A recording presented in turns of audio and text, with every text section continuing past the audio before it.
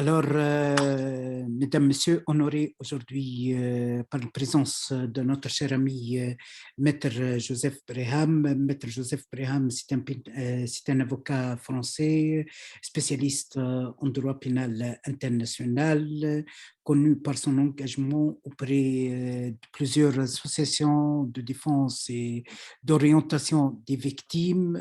Joseph Breham, il est connu surtout dans des affaires reliées à la protection, comme j'ai dit, des victimes de guerre, des victimes civiles et de guerre.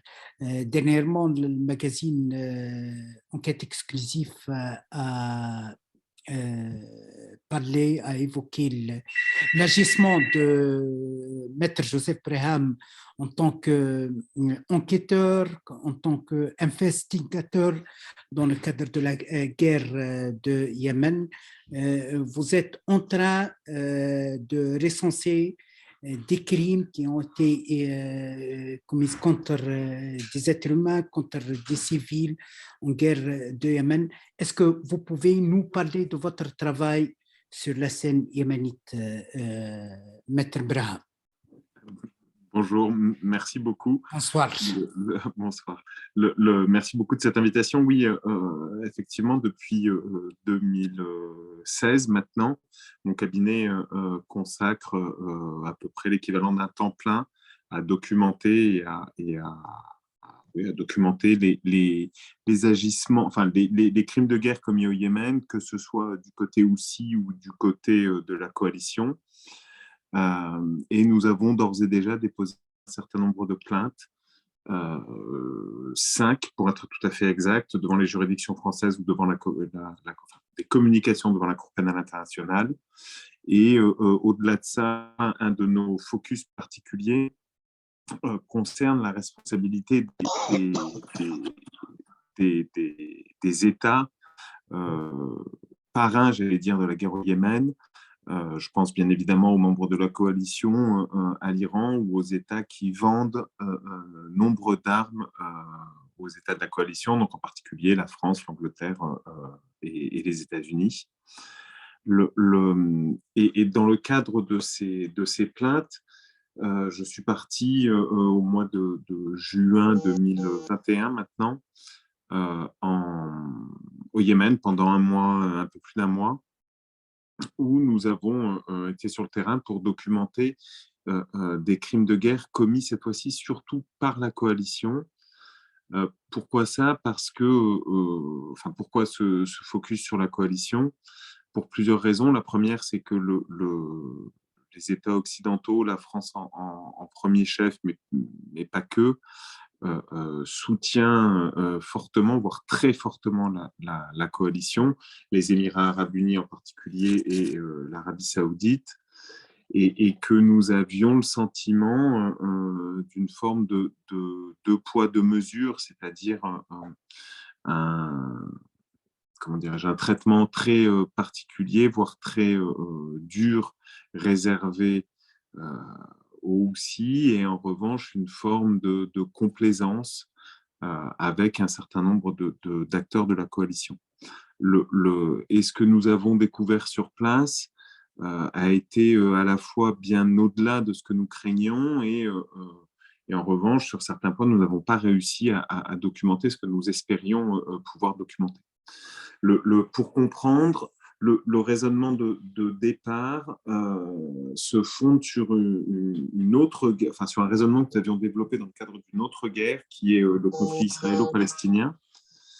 Nous avions à Gaza retrouvé, ou plutôt des correspondants du cabinet avaient retrouvé sur une zone de crime de guerre des composants français, donc des composants de missiles français, et suite à cette découverte, cette trouvaille, nous avions décidé de déposer une plainte contre le fabricant français pour complicité de crimes de guerre et pour homicide involontaire. En 2018, donc nous avions décidé de dupliquer, nous avons essayé de vérifier si nous pouvions dupliquer le raisonnement pour la guerre au Yémen, et de vérifier, au-delà de ça, de façon plus générale, à la demande d'Amnesty International, quelle était la légalité ou l'illégalité des ventes d'armes françaises aux parties au conflit, c'est-à-dire à l'Arabie Saoudite, aux Émirats Arabes Unis, principalement, mais parce que ce sont les deux acteurs principaux. Et donc, quand nous sommes partis, ce que nous recherchions en particulier, c'était des zones de crimes de guerre, principalement par bombardement ou par utilisation de canons français, dits canons César. Et nous voulions trouver, nous espérions trouver, en tout cas, parce que c'est ce à quoi nous attendions, nous espérions trouver des composants français, des obus, des missiles français. Euh, et sur ce plan-là, des obus, des missiles, pardon, des bombes français. Et sur ce plan-là, je dois dire que nous avons été assez déçus, si je peux m'exprimer ainsi. C'est-à-dire que nous n'avons pas réussi à trouver d'armes de guerre françaises sur des zones de crimes de guerre, utilisées plutôt pour commettre des crimes de guerre, ou plutôt, pour être parfaitement exact, nous n'avons pas trouvé d'armes de guerre françaises vendues postérieurement au début du conflit, donc pour lequel les vendeurs n'auraient pas pu dire qu'ils ne savaient pas qu'ils risquaient d'être utilisés pendant le conflit au Yémen. Là, je fais un tout petit focus pour comprendre le raisonnement que nous tenons. Il s'agit de dire que globalement, les armes sont faites pour tuer et qu'on peut apprécier ou ne pas apprécier le fait que l'on vende des armes, mais que légalement parlant, a priori, on ne peut rechercher la complicité du vendeur d'armes, dans le cadre de crimes de guerre, encore une fois, si et seulement si, au moment où il a vendu l'arme, ou au moment où il a livré l'arme, ou au moment où elle a été reçue, le vendeur ne pouvait pas manquer d'ignorer ou savait parfaitement que sa contrepartie, donc la personne à qui il vendait, commettait régulièrement des crimes de guerre. Ce qui, dans le cadre du conflit au Yémen, nous imposait d'avoir des armes vendues ou livrées postérieurement à 2015. Pourquoi? Parce qu'avant 2000, on peut discuter un petit peu, mais on peut discuter sur la temporalité, je veux dire, mais en tout cas, avant 2015, avant mars 2015, il est certain qu'il n'y avait absolument pas de documentation sur des crimes de guerre commis au Yémen, pour une raison simple, c'est que si on ne peut pas tout à fait dire qu'il n'y avait pas de guerre, en tout cas, il n'y avait pas de guerre à un niveau suffisamment important. Il n'y avait pas d'implication de la coalition. Et donc, nous avons retrouvé des morceaux d'armes françaises, mais dont on n'a pas réussi à démontrer qu'elles avaient été vendues post-2015. Donc ça a été, entre guillemets, une forme de déception. Mais en revanche, nous avons trouvé énormément d'autres éléments auxquels on ne s'attendait pas forcément et qui, au regard du droit français, nous ont permis de déposer des plaintes, ou une plainte en particulier sur laquelle je reviendrai tout à l'heure. La deuxième chose que nous cherchions, c'était des traces, des éléments, des témoignages, des personnes qui auraient pu attester d'un recours qui nous semblait assez systématique à la torture par des supplétifs des Émirats arabes unis ou de l'Arabie saoudite. À cet égard, nous avons trouvé beaucoup d'éléments, énormément même d'éléments. Oui. Non, je pense que quelqu'un il a le micro ouvert. Vous pouvez continuer. D'accord, ok. À cet égard, donc sur les tortures, nous avons trouvé énormément d'éléments, un certain nombre de personnes qui étaient qui étaient passées par des centres de détention secrets des Émirats arabes unis ou de l'Arabie saoudite, ou par des centres de détention officiels, que ce soit des civils, que ce soit des militaires. Et on s'est aperçu, comme on l'imaginait d'ailleurs, qu'il y avait un recours, si ce n'est systématique, en tout cas extrêmement fréquent, à la torture par les membres de la coalition. À cet égard, on s'est aperçu qu'il y avait qu'il y avait une forme de schéma, j'allais dire. Il y a tout d'abord de façon indiscriminée, de façon complètement randomisée, j'allais dire, principalement par les forces saoudiennes et par leurs supplétifs, c'est-à-dire par le gouvernement internationalement reconnu, une pratique qui consiste de façon arbitraire, indiscriminée et assez peu compréhensible à arrêter des personnes, des civils, donc absolument pas des militaires et pas des personnes qui sont en armes ou même pas des personnes en âge d'être des militaires, qui étaient arrêtés à des checkpoints pour des raisons qu'on comprend assez mal et qui sont assez peu expliquées d'ailleurs à l'issue. Donc des personnes qui sont arrêtées, puis qui sont transférées en général d'abord dans des centres de détention détenus, enfin gérés par le gouvernement internationalement reconnu, et ensuite dans un deuxième temps, dans un second temps, par des centres de détention gérés lorsqu'il s'agit de civils, principalement par l'Arabie saoudite. Quelquefois sur le territoire yéméni, mais d'autres fois en Arabie saoudite même. Et puis, un recours vraiment sur ces personnes assez systématique à la torture, l'objectif étant très probablement de terroriser la population et d'empêcher toute forme de contestation ou de recours, oui, de contestation du comportement des forces saoudiennes. Ça, c'est la première chose concernant la torture dont nous sommes aperçus. La deuxième, c'est que, mais là, ça concerne plus les Émirats arabes unis, il y a, donc là, on est au sud du Yémen, hein, principalement donc dans la partie Aden, Hadramout et Baïdan, principalement. Là, on s'est aperçu qu'il y avait un recours également systématique à la torture, mais pas tout à fait contre les mêmes personnes. Les supplétifs des Émirats arabes unis, c'est-à-dire, pour faire vraiment la version très très courte, principalement le Conseil de transition du Sud, le STC, Southern Transitional Council, et ses supplétifs armés, c'est-à-dire les forces de la ceinture de sécurité, les Belt Security Forces, ont, et leurs alliés sur place, pardon, et ça, je touche là tout de suite à la plainte que nous avons déposée, c'est-à-dire quand je parle de leurs alliés, je parle principalement d'Al-Qaïda ou en tout cas de personnes qui ont été membres d'Al-Qaïda sur la péninsule arabique, qui, elles, ont un recours à la torture qui est On a vu qu'il y avait, permettez-moi, maître, il y avait même le numéro 2 de Al-Qaïda qui a été à côté des représentants de la gouvernement yéménite. Hein.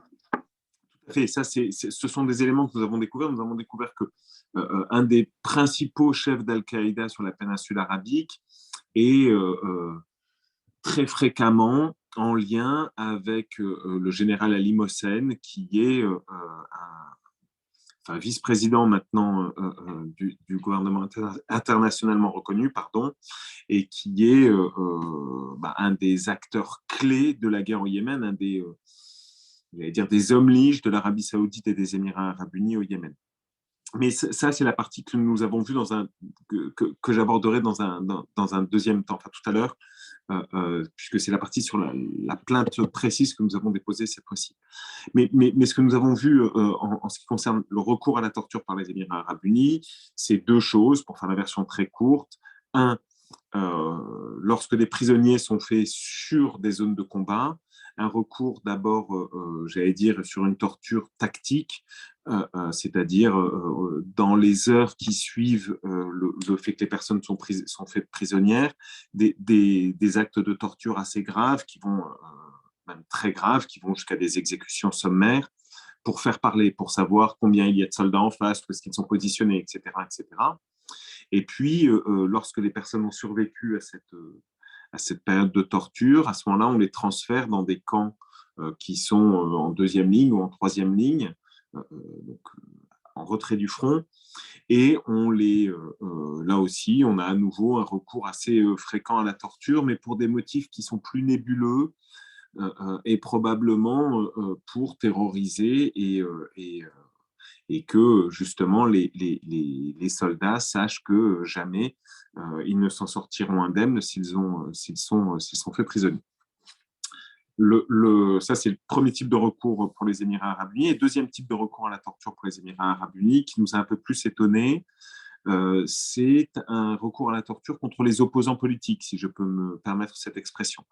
J'ai quelques exemples, je ne donnerai pas les noms, mais de personnes qui ont critiqué, soit sur Twitter, soit sur Facebook, soit sur d'autres réseaux sociaux, tel ou tel comportement des Émirats arabes unis et de leurs supplétifs, et qui se sont vus arrêtés, torturés,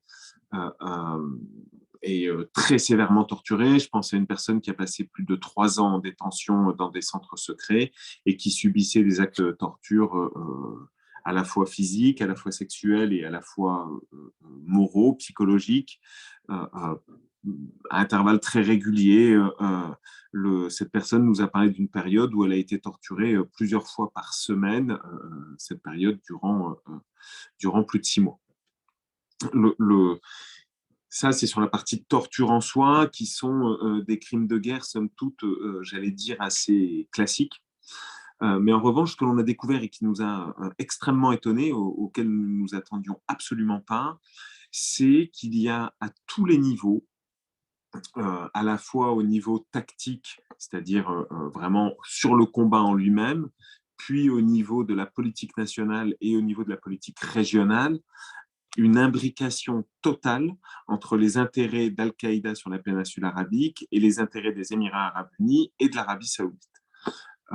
Au niveau tactique, ça se traduit comment? Ça s'est traduit principalement par l'incorporation dans les forces du gouvernement internationalement reconnu et de la coalition, c'est-à-dire les Émirats arabes unis et de l'Arabie saoudite, encore une fois, l'incorporation de brigades d'Al-Qaïda.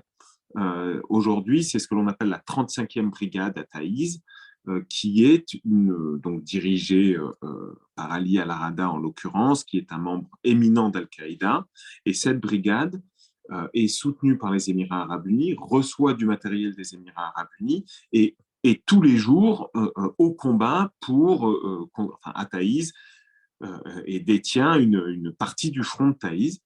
Et nous avons, donc ça c'est le niveau tactique, c'est allé tellement loin que nous avons même retrouvé du matériel vendu par les États-Unis aux Émirats arabes unis entre les mains de cette 35e brigade, c'est-à-dire, pour parler très clairement, entre les mains d'Al-Qaïda. On a vu même parmi la délégation qui a mené la discussion aux Nations Unies, qui a été reçue par l'ancien secrétaire général des Nations Unies, il y avait une figure bien connue d'Al-Qaïda qui a participé dans le cadre de la délégation gouvernementale. Hein. Tout à fait, tout à fait. Il y a eu, et ça c'est effectivement le deuxième niveau, c'est-à-dire au niveau politique régionale ou internationale, on s'aperçoit que ce soit Mohamed Ben Salman, donc le prince héritier d'Arabie Saoudite, ou Mohamed Ben Zayed, c'est-à-dire le prince héritier des Émirats arabes unis, les deux reçoivent à intervalles très réguliers, que ce soit Ali Mohsen, qui est donc en lien extrêmement fréquent avec Al-Qaïda au Yémen, ou que ce soit même qu'ils envoient même au nom du gouvernement internationalement reconnu, des membres d'Al-Qaïda pour aller négocier, comme vous venez de le rappeler, avec Ban Ki-moon, l'ancien secrétaire général de l'ONU.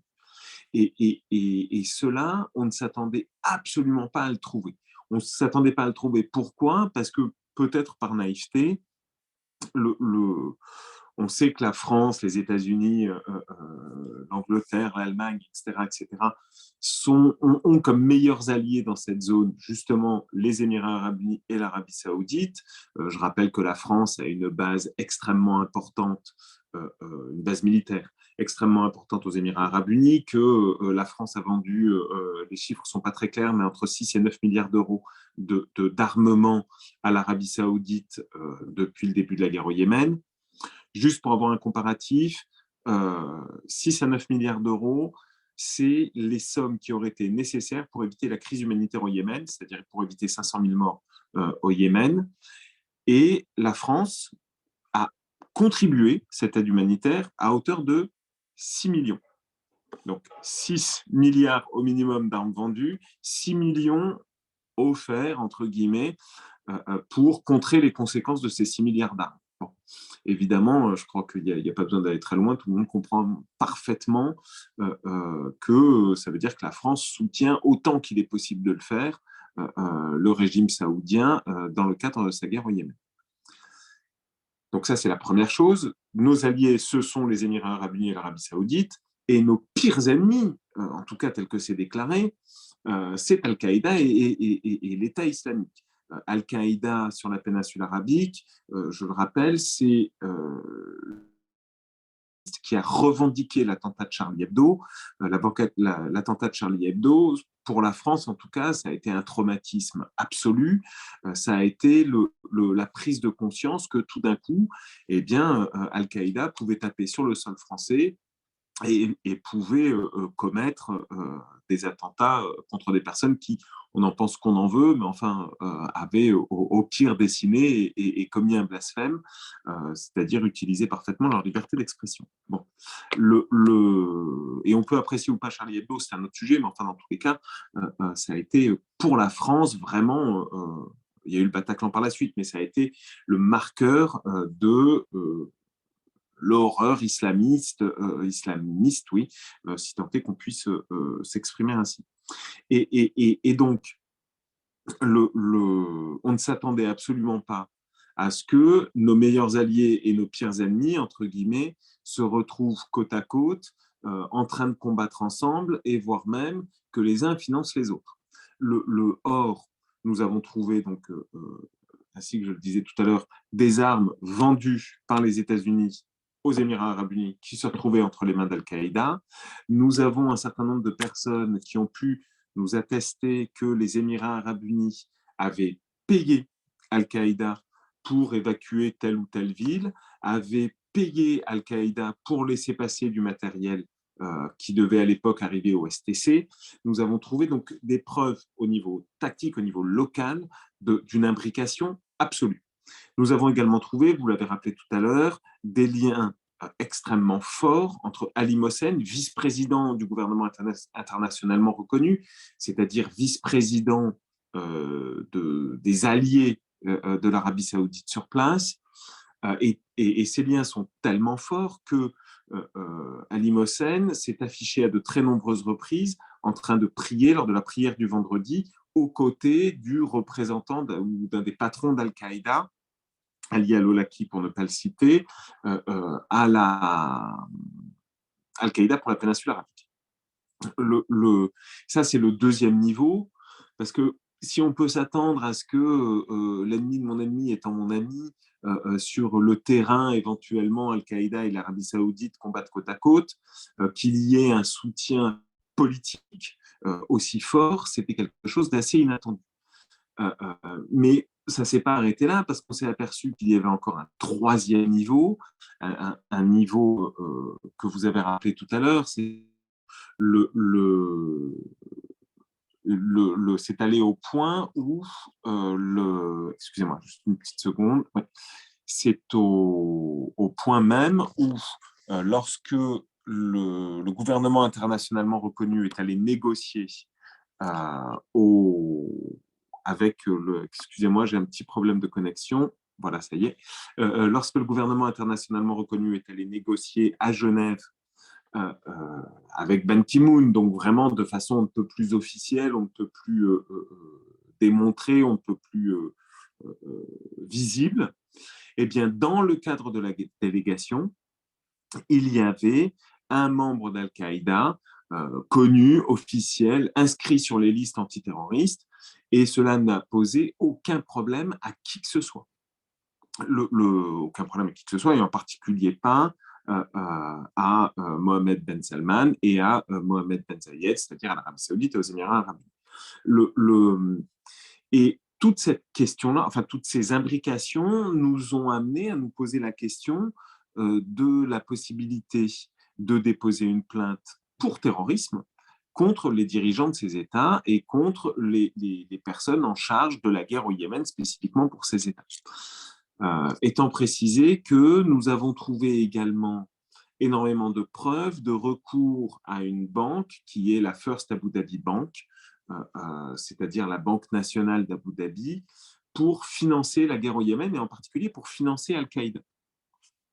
Ça veut dire que nous avons trouvé beaucoup d'éléments qui nous permettent d'affirmer aujourd'hui qu'il est très possible que les Émirats arabes unis qui se pose en garant de la lutte contre le terrorisme, qui se pose en garant, qui se pose en meilleur allié de la France et qui se pose en garant, en tout cas au niveau politique, de ce que le 11 septembre ne pourrait pas réarriver demain matin, si je devais simplifier les choses, eh bien, ces personnes-là, au quotidien, en fait, dans le cadre de la guerre au Yémen, au moins, mais très probablement aussi dans le cadre d'autres guerres, je pense là à la Libye, je pense là également à la Syrie, dans le cadre d'autres guerres, ont comme alliés sur le terrain et soutiennent avec toute leur puissance financière, toute leur puissance militaire, soutiennent Al-Qaïda, qui sont les mêmes, qui vont poser des bombes,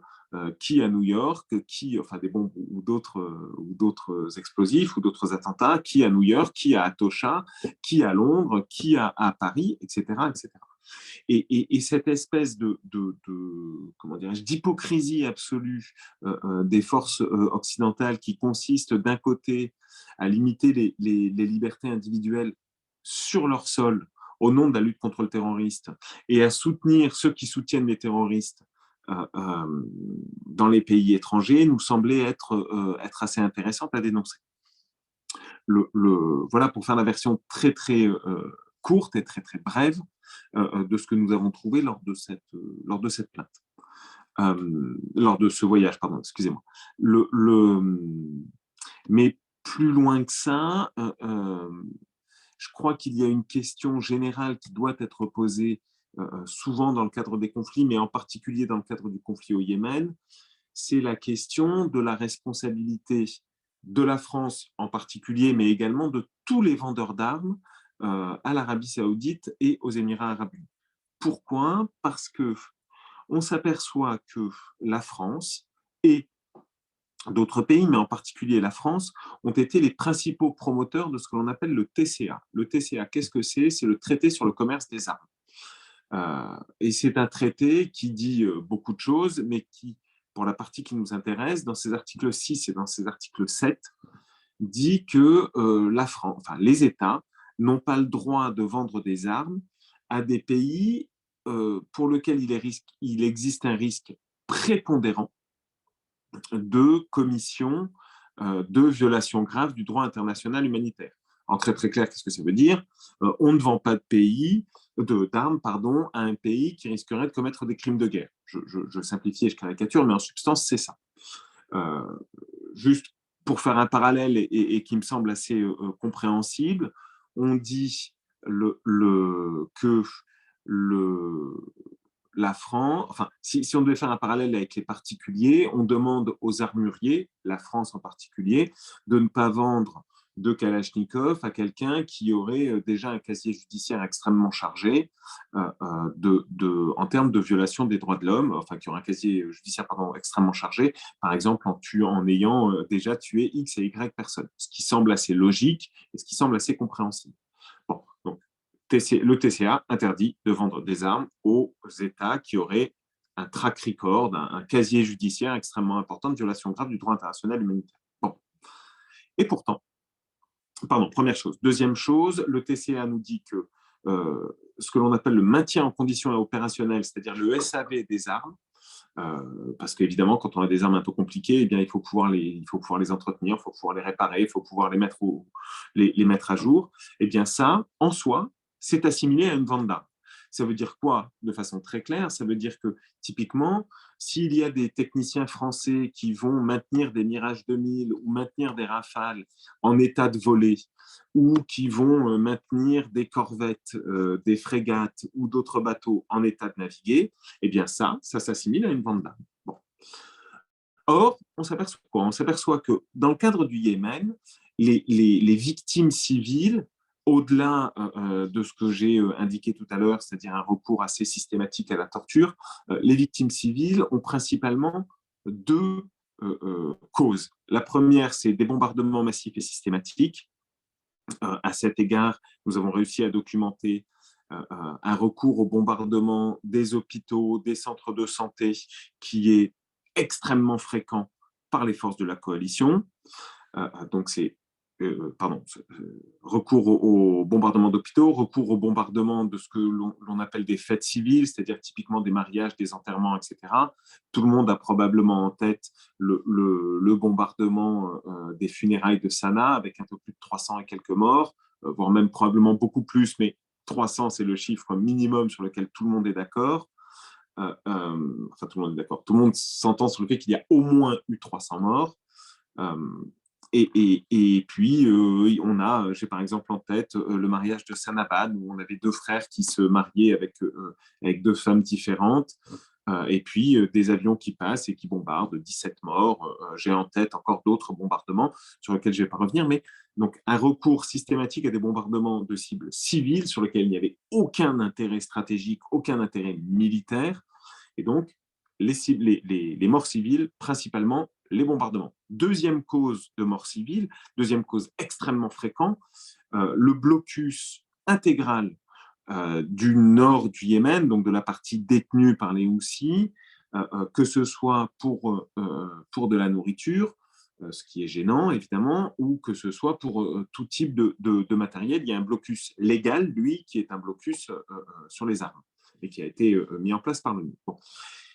Et ce blocus, il est effectué en partie de façon terrestre, mais en grande partie également de façon maritime. Il suffit de regarder une carte du Yémen pour bien comprendre que lorsque l'on est sur la partie nord de ce que l'on appelle le nord du Yémen, donc globalement de Saada jusqu'à Taïz ou Odeida, eh bien, quand on est sur cette partie-là, eh bien, on ne peut faire rentrer, entre guillemets, du matériel, de la nourriture, etc., que par la mer, ou par l'Arabie saoudite ou le sud du Yémen. Donc évidemment, ça ne passe pas par le sud du Yémen pour des raisons absolument compréhensibles, ni par l'Arabie saoudite pour des raisons tout aussi compréhensibles, mais en permettant un blocus maritime, ça empêche de fait toute entrée de matériel et de nourriture.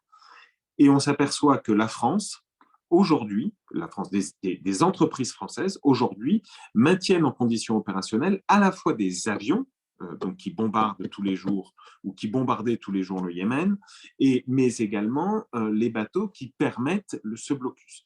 Donc en fait, la question qu'on peut et que l'on doit se poser, c'est la question de la responsabilité des vendeurs d'armes, de la responsabilité pénale ou de la responsabilité juridique des vendeurs d'armes dans le cadre de ce conflit. Puisque si les avions n'étaient pas maintenus en conditions opérationnelles, eh bien, ils ne pourraient pas voler, donc ils ne pourraient pas bombarder. Si les bateaux n'étaient pas maintenus en conditions opérationnelles, eh bien, ils ne pourraient pas naviguer, donc ils ne pourraient pas empêcher, ils ne pourraient pas mettre en place, maintenir ce blocus qui, à mon sens, constitue en soi un crime de guerre et dont je rappelle que l'ONU a déclaré à de très nombreuses reprises qu'il est à l'origine de la pire crise humanitaire mondiale. Et juste pour rappeler un chiffre, 500 000 morts civiles au Yémen depuis le début de la guerre, principalement dus à des problèmes de famine, pas exclusivement évidemment, mais principalement dus à des problèmes de famine et à des problèmes de malnutrition et du fait que les médicaments ne puissent pas rentrer. Donc, l'autre question, et qui est une question fondamentale, c'est dans quelle mesure on peut réussir à mettre en cause la responsabilité des personnes qui ne commettent pas directement les crimes de guerre, mais qui fournissent les moyens aux criminels de guerre. Et dans quelle mesure les États, comme la France, l'Angleterre, les États-Unis, principalement, acceptent, légitiment, voire cautionnent, voire aident ces complices de crimes de guerre, et comment est-ce que nous, avocats ou nous, militants d'un côté, pouvons faire pour mettre un terme à ces pratiques. Et à cet égard, aujourd'hui, nous n'avons pas encore parfaitement la solution. Évidemment, nous sommes en train de réfléchir à des plaintes extrêmement poussées, extrêmement techniques, mais on se heurte à un certain nombre de difficultés et je vais prendre un exemple pour illustrer ces difficultés et ensuite, si vous avez des questions, j'y répondrai avec plaisir. Mais cet exemple qui est très simple, la première plainte que nous avons déposée sur le conflit yéménite date de 2017. Je n'ai toujours pas de décision des autorités pour savoir si oui ou non cette plainte est recevable et pour savoir si oui ou non cette plainte va être sur laquelle s'il va y avoir une instruction sur cette plainte. 2017-2021, 4 ans. 4 ans pour faire une analyse de procédure qui, sur une plainte classique normale, prend en général 4 mois, 5 mois. Voilà. Alors, je ne sais pas quoi en déduire de façon très précise, si ce n'est qu'à minima, eh bien, les autorités françaises ne doivent pas faire pression sur la justice pour que celle-ci aille très vite. Je pense que vous comprendrez entre les lignes ce que je veux vraiment dire par là. Mais c'est bien évidemment la meilleure preuve, à mon sens, surtout si on met ça en balance, je le rappelle, avec ce chiffre de 6 milliards de ventes d'armes françaises à l'Arabie Saoudite pendant la période. Il y a peut-être, comment dirais-je, une forme de cynisme de la part des autorités françaises qui, d'un côté, vont aller promouvoir les droits de l'homme et se déclarer les meilleurs amis des petits oiseaux et de la régulation des ventes d'armes, et de l'autre vont faciliter les ventes d'armes, même aux pires clients possibles et même dans les pires conditions possibles. Voilà, pour faire la version très courte, ce que j'avais à dire sur ces questions. Merci beaucoup, Maître Breham, pour votre présentation méthodologique et riche. Et vraiment, j'ai la conviction que vous êtes et vous avez fait un grand travail pour la protection des victimes civiles. Je commence, il y aura 2 personnes qui souhaitent vous poser des questions, mais j'aimerais bien vous demander quelque chose. Est-ce que vous croyez que vos communications auprès de la Cour pénale internationale, surtout contre les 2 dirigeants saoudiens, le prince Mohammed Ben Salman et l'émiratien, le prince Ben Zayed. Mohammed Ben Zayed, vont aboutir, hein? Surtout que le statut de l'individu est sensible pour la réclamation et la dénonciation des crimes de guerre. En plus de ça, il y a beaucoup des adversaires qui vous accusent d'impartialité et de l'absence de neutralité. Parce que vous prenez seulement une pièce de la monnaie, un visage de la monnaie, vous ne prenez pas l'autre visage. Vous prenez les crimes qui ont été commis, soi-disant, par la coalition contre les Houthis, contre les partisans de Houthis, mais vous omettez les autres crimes. Les gens disent que les Houthis, les alliés de Houthis, l'Iran, Hezbollah, etc., ils ont commis aussi des crimes. Ils disent que Joseph Brahim, il a été reçu par les responsables Houthis, par le directeur de renseignement Houthis, mais ces gens, ils sont impliqués aussi dans des crimes de guerre, dans les détournements aussi de quelques bateaux, de quelques... Qu'est-ce que vous disiez? Alors, plusieurs choses. Je crois qu'il y a 2 questions dans ce que vous avez indiqué. La première, c'est la question de la recevabilité et des suites des communications que l'on a faites à la CPI. Et la deuxième, c'est celle de l'impartialité et de la neutralité. Sur la première question... Et surtout, permettez-moi, pourquoi oui, vous concentrez sur la responsabilité pénale internationale du prince Mohammed Ben Salman et Mohammed Ben Zayed? Est-ce qu'en tant de leur qualité de ministre de Défense, pourquoi vous focalisez sur la responsabilité de ces 2 personnes? Sur la première question, sur les communications CPI, je n'ai aucun doute, il n'y aura jamais de suite. C'est très clair. Et d'ailleurs, c'est justement parce qu'il n'y aura jamais de suite que nous nous sommes tournés devant les juridictions françaises. Juste pour... Excusez-moi une toute petite seconde. Juste pour... pourquoi est-ce qu'il n'y aura pas de suite? Il se trouve que la Cour nous a répondu sur ce point en nous indiquant simplement qu'ils ne donneront pas suite à notre communication, mais on peut comprendre pourquoi. Parce que la Cour a des moyens assez limités et, vous le savez, fait des choix dans les conflits sur lesquels elle va s'intéresser ou pas. Bien, pas bien, c'est un autre sujet, mais en tout cas, on est certain aujourd'hui qu'il n'y aura pas de suite. Bon. Deuxième question sur la neutralité et l'impartialité et deuxième partie, j'allais dire, sur pourquoi Ben Salman Ben Zayed en particulier. Alors, pourquoi eux? Alors, déjà, je ne les vise pas eux plus que d'autres. Il se trouve qu'ils sont à la fois dirigeants de fait des États, j'insiste sur de fait et non pas de droit, et qu'ils sont en charge pour leur pays de la guerre au Yémen. Ils sont en charge d'autre chose, évidemment, mais ils sont en charge de ça également. Et donc, c'est est-ce-qualité de chef de guerre, est-ce-qualité de ministre de la Défense dans certains cas ou de chef d'état-major dans l'autre, qu'ils sont visés. Ensuite, il faut comprendre que en droit français, et les premières tortures que nous avons les premières plaintes que nous avons déposées, étaient des plaintes pour torture ou complicité de torture. En droit français, pour que la compétence universelle puisse être reconnue, la compétence universelle, qu'est-ce que c'est? C'est le fait de pouvoir juger en France, pour certains crimes, des personnes étrangères qui ont commis des crimes, des infractions contre des étrangers à l'étranger. Traduction, il faut bien qu'il y ait la compétence de la juridiction française quelque part, et ça, c'est limité pour les crimes les plus graves, torture, crimes de guerre, crimes contre l'humanité, ou terrorisme dans certains cas. Bien. Et bien, dans le cadre de la torture, la compétence universelle s'active si et seulement si l'auteur ou le complice a un pied sur le sol français au moment du dépôt de la plainte. Eh bien, je suis navré, mais moi, je n'ai pas des milliards de personnes identifiées a priori, mais j'ai eu, en revanche, messieurs Mohamed Ben Salman, qui sont identifiés en tant que, je crois qu'il était ministre de la Défense à l'époque de son pays, et qui est venu sur le sol français.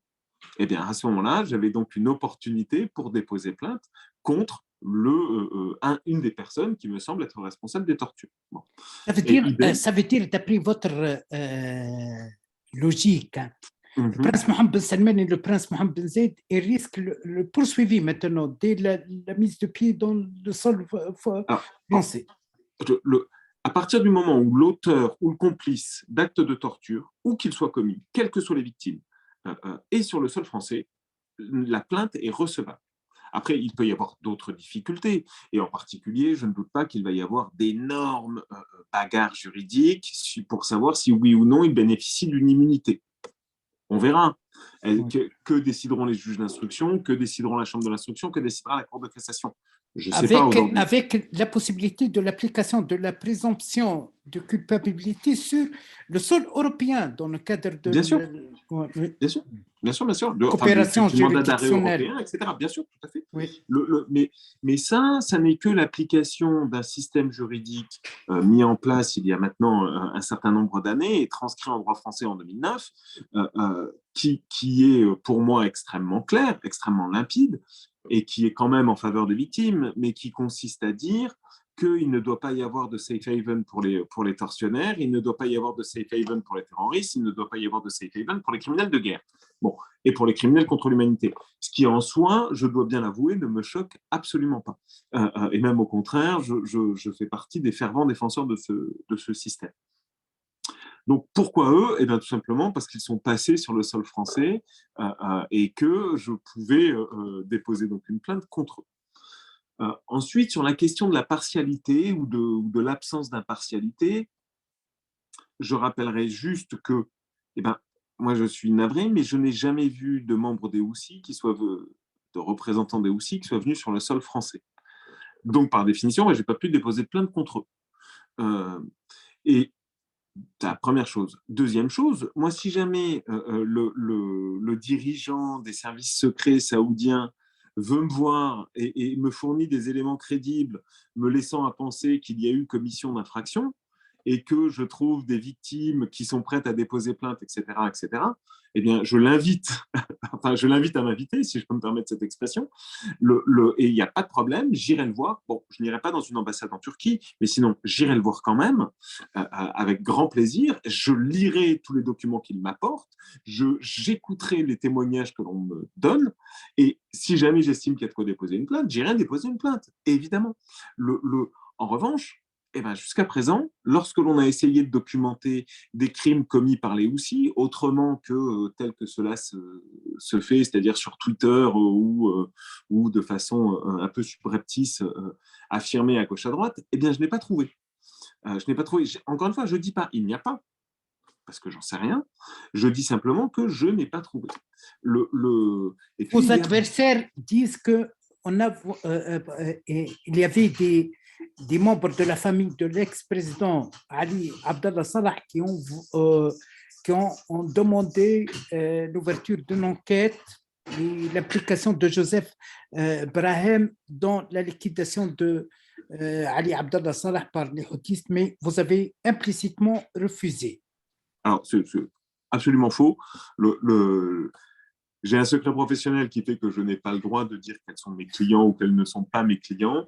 En revanche, ce que je peux dire, parce que ça, il n'y a aucune violation du secret professionnel. J'ai essayé de recenser, d'investiguer un peu. Non, mais aucun problème. Mais aucune personne n'est jamais venue me voir directement, indirectement ou quoi que ce soit en me demandant d'investiguer sur le meurtre d'Ali Abdallah Saleh et en me demandant de m'impliquer là-dedans.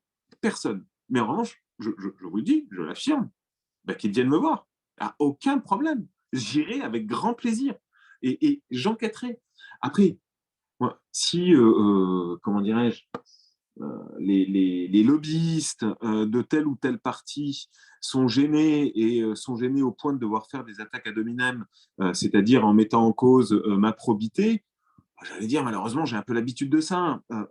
J'ai appris, il se trouve que je suis aussi l'avocat de mouvements indépendantistes au Sahara occidental et j'ai appris dans ce cadre-là via des journaux marocains que j'étais en fait payé par l'Algérie. L'Algérie, oui. Ils ont dit que vous étiez, voilà. oui, avec votre engagement contre Israël, etc., ils ont déduit que vous êtes...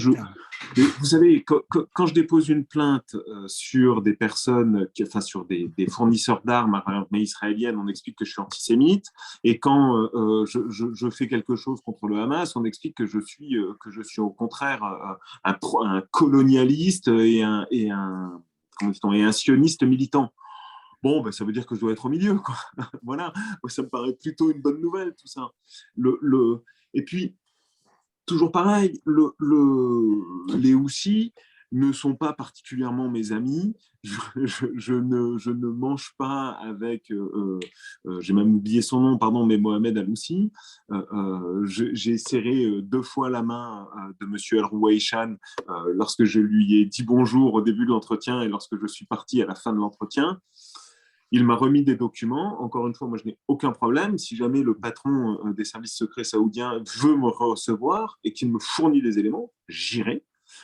Quelques journalistes français, ils ont dit que, quelques journalistes français, je m'excuse, vous savez bien ils ont dit que vous étiez toujours sous la protection houtiste. Lorsque vous étiez sur le terrain, vous étiez toujours sous la protection des houtistes et hébergé dans des hôtels même protégés par les houtistes. Alors, je pense que tout le monde est absolument au courant que le Yémen n'est pas la zone la plus sécurisée du monde. Donc oui, nous étions protégés dans des hôtels plutôt sécurisés. Est-ce qu'ils étaient protégés par des Houthis? Est-ce qu'ils étaient protégés par des services privés des hôtels? Je n'en sais absolument rien. Ça n'est pas la partie qui m'intéresse, et vraiment absolument pas. Ce qui est certain, c'est que comme j'allais enquêter sur des questions relatives spécifiquement là à l'Arabie Saoudite, je n'allais pas demander à l'Arabie Saoudite et je n'allais pas passer à l'ambassade d'Arabie Saoudite au Yémen. Enfin ça, j'allais dire, c'est pas tout à fait à moi que l'Arabie Saoudite doit s'en prendre pour refuser d'aller à l'ambassade, mais au comportement d'un certain nombre de personnes qui font que la sécurité dans les ambassades saoudiennes n'est pas tout à fait assurée. Bon, mais après, moi, c'est encore une fois, à la limite, je les reçois à Paris, je les reçois chez moi sans aucun problème. Bon. Et puis d'ailleurs, je vais vous dire, si jamais l'Arabie Saoudite, parce que j'imagine que ce sont surtout des membres plutôt des soutiens de l'Arabie Saoudite et des Émirats Arabes Unis qui disent ce genre de choses, si jamais vraiment ils avaient des éléments contre moi, comme vous avez peut-être entendu parler de l'utilisation par ces 2 pays d'un logiciel qui a fait la une de l'actualité, Pegasus, exactement. Pegasus, oui. Eh bien, s'ils avaient des choses contre moi, vous avez peut-être aussi entendu parler que j'ai fait partie des personnes espionnées. Bon, s'ils avaient des choses contre moi, ils les auraient sorties depuis le temps. Ils ont dû s'apercevoir malheureusement pour eux et heureusement pour moi, que je fais partie de ces personnes assez idiotes pour refuser d'être payé quand ils font ce type de travail. Parce que j'estime que justement, il faut avoir une éthique et 2, comment dirais-je, une distance par rapport au parti. Maintenant, Qu'est-ce que vous voulez que j'y fasse? Encore une fois, moi je trouve que ce genre de critique, c'est presque une légion d'honneur à mettre à sa boutonnière. Ça veut dire qu'au moins quelque part, on dérange des tortionnaires, on dérange des criminels de guerre.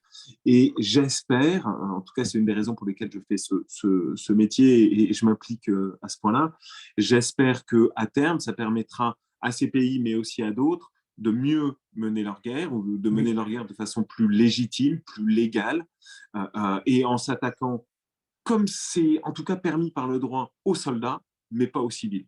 Et parce que ça, c'est mon objectif, que cela déplaise à Mohamed Ben Salman et à Mohamed Ben Zayed, eh bien, j'en suis navré, mais je pense qu'ils réussiront à dormir. Et si jamais eh bien, ils n'arrivent pas à dormir, eh bien, je leur promets d'arrêter de les attaquer dès qu'ils arrêteront de commettre des crimes de guerre et des crimes de torture. Voilà. Il y a M. Fathi qui demande la parole. Oui. J'aimerais signaler quelque chose que prochainement, on reçoit Maître Joseph Brahim. Normalement, c'est prévu pour mars à Genève pour un colloque concernant la protection des victimes, protection des civils dans les zones de guerre. C'est à vous aussi, Fatih. Bonjour, Fatih Khaled vient de Sanaa. Bonsoir. Bonsoir. Je m'excuse par rapport à mon langue française, c'est pas top, mais j'essaye d'exprimer à mon temps. Premièrement, je vous remercie, Monsieur Ibrahim, parce que vous êtes été à Sanaa et franchement, Ibrahim, pardon, Ibrahim. J'étais très content que vous avez arrivé à Sanaa et regardez la situation, aussi parler sur le crime, qu'est-ce qui se passe au Yémen. Et vous êtes, je pense, le premier ou le deuxième journaliste français il est passé au Yémen. C'est un avocat. Avocat et journaliste, pardon. J'ai regardé le reportage, même le reportage, j'ai partagé à tous les Genevois ici à Genève, parce que je suis à Genève. On parle de la situation au Yémen et comment je suis un citoyen yéménite. La première chose, on parle d'à peu près 500 milliards de dollars. L'Arabie Saoudite, il a acheté des armes aux États-Unis. Je pense qu'aucune personne est intéressée par le peuple yéménite. Parce que les peuples yéménites sont en train de mourir chaque jour, bombardés chaque jour. Voilà. L'argent, il joue un rôle très, très important dans ce domaine. Même on parle à Genève, on parle de la communauté internationale, ça veut dire l'Arabie Saoudite, c'est en gros, leur chouchou, parce qu'ils payent beaucoup de l'argent et franchement, ils payent même énormément. Par exemple, on regarde en 2020, l'Arabie Saoudite elle a payé à peu près 500 millions de dollars pour les Nations Unies, pour la Journée internationale pour la paix. Et là, c'est, voilà, on fait le crime, mais on massacre le peuple, soit on parle au Yémen ou ailleurs. Beaucoup de gens, ils parlent de groupes. Moi, je viens de Sanaa, je ne suis pas Houthi, mais je suis yéménite. Et les gens, ils parlent de Houthi, ça veut dire, on parle de Houthi, ça veut dire, on pense que ces gens viennent de Mars ou viennent d'ailleurs, mais à la base, ils sont yéménites. Au Yémen, il y a trois choses, beaucoup de gens ne savent pas. Il y a le rebelle yéménite, il joue un rôle très, très important au Yémen. Et aussi, on parle de l'ancienne armée, elle était contre ou pour Ali Abdallah Saleh.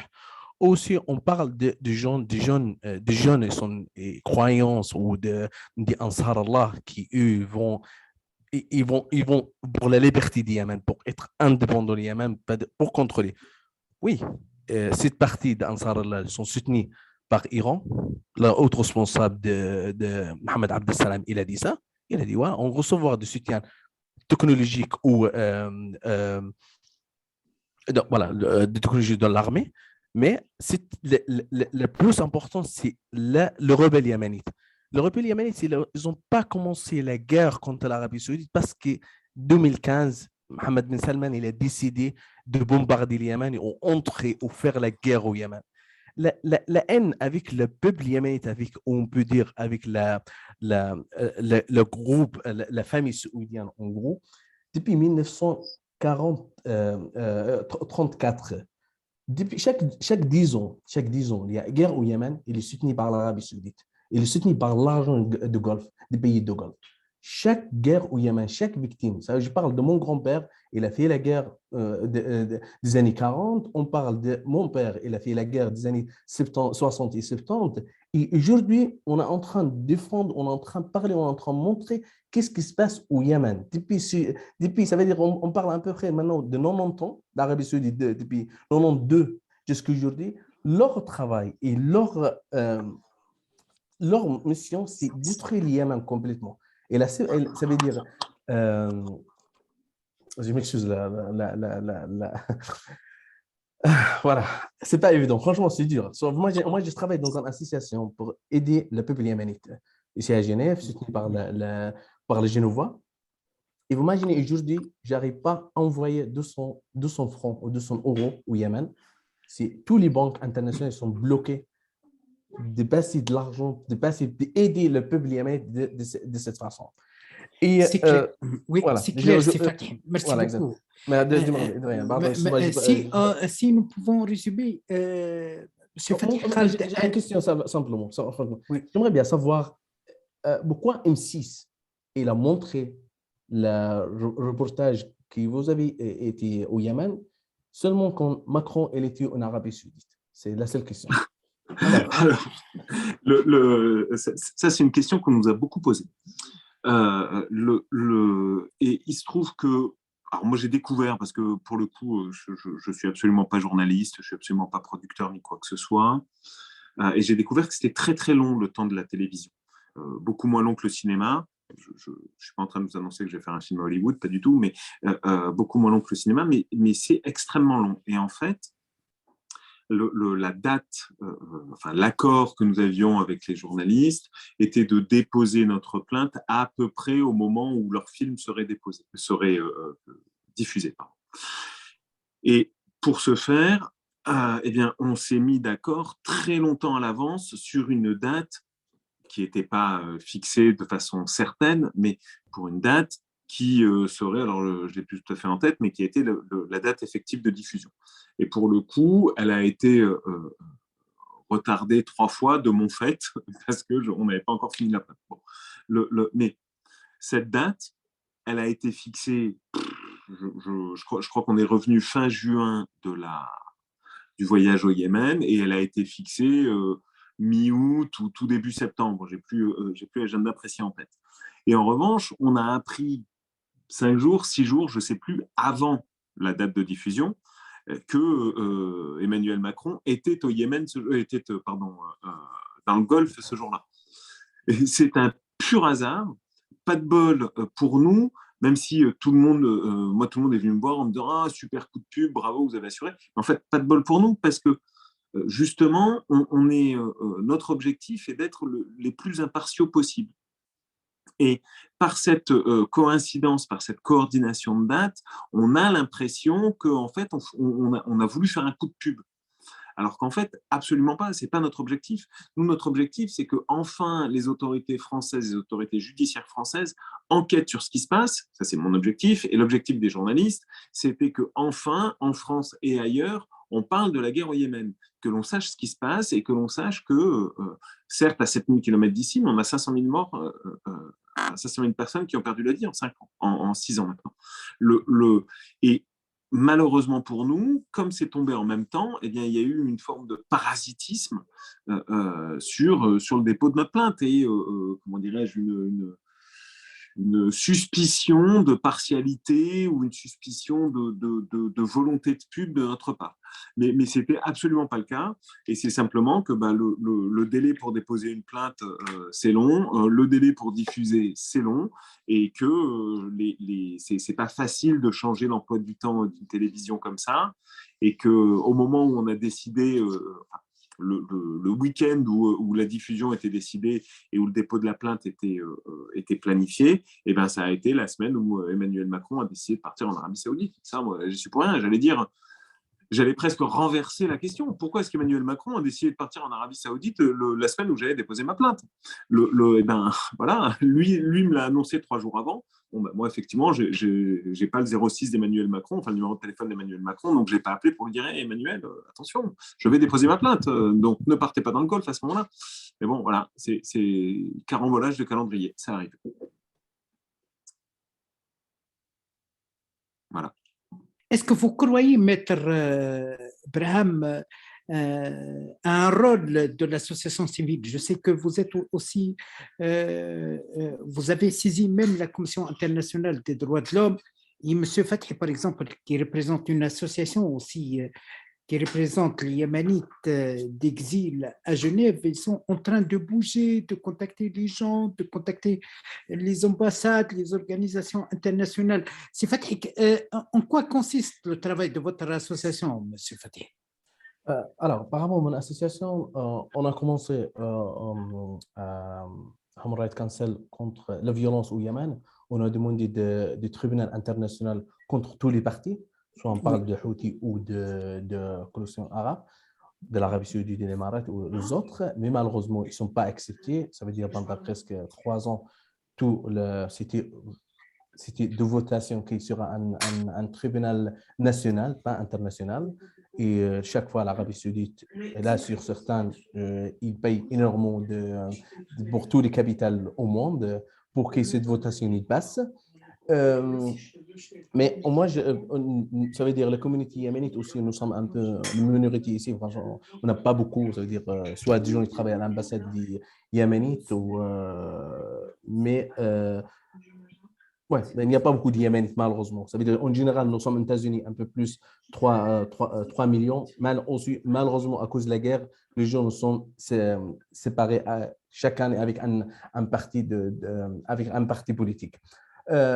Aujourd'hui, ça veut dire ici, franchement, à Genève, on essaye au maximum de parler sur la paix ou pour arrêter la guerre immédiatement.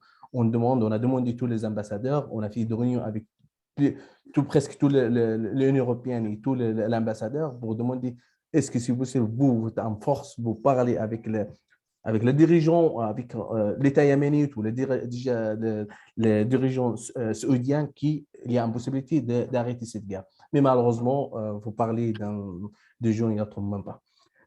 Alors, notre projet, on travaille avec la ville de Genève pour plantation des arbres. Si entre le Hodeïda et Sanaa, c'est des arbres de café.